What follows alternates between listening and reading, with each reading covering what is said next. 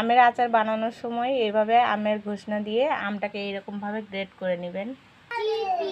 তারপরে কড়াইতে তেল নিয়ে তেলটা একটু গরম করে নেবেন ভালো করে। গরম করে নেওয়ার পরে আমটা এইভাবে চিপে নেওয়ার পরে আমটা এইভাবে চিপে নেবেন সবাই। এই যে আচার বানানোর একটা মালিক বসে আছে, সেই আচার বানাই। কেউ যদি খেতে চান তাহলে চলে যান টুম্পা রানীর বাড়িতে। দেখেন কত সুন্দর হয়েছে। চিপে নিয়েছি। কিছুটা মৌরি লাগবে, লঙ্কার গুঁড়া লাগবে, হলুদ লাগবে, দিলাম লবণ লাগবে, কাসুন লাগবে, হলুদ গুঁড়ো দিয়ে দিলাম, লঙ্কার গুঁড়ো দিয়ে দিলাম, কিছুটা মৌরি দিয়ে দেওয়া হলো। আমি 2 মুঠি মতন ভিনেগার দিয়ে দেব। আচারটা অনেক দিন খাওয়া যাবে তাহলে। কাসুন দিয়ে দেব।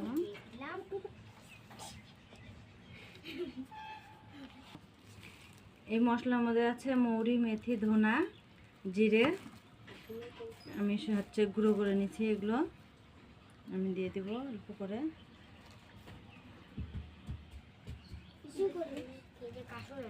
মাখিয়ে নেব, ভালো করে মাখিয়ে নিতে লাগবে।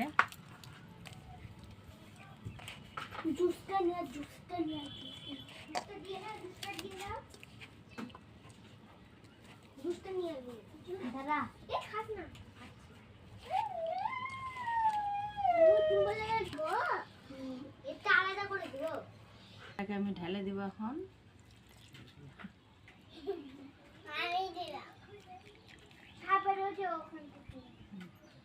গরম করা তেলটা ঢেলে দেওয়া হলো।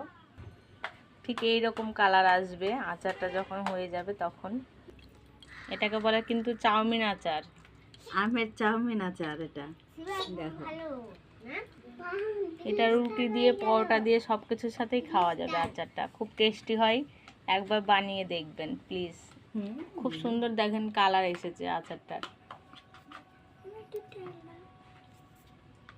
একটা কাঁচের একটা বোতল নেবেন, নিয়ে ভালো করে মুছে নিয়ে আচারটা এইভাবে ভরবেন।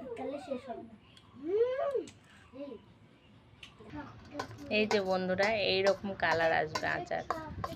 এই যে দেখো কত সুন্দর হয়েছে আচারটা দেখতে। এই যে আচারটা দেখেন খুব সুন্দর হয়েছে।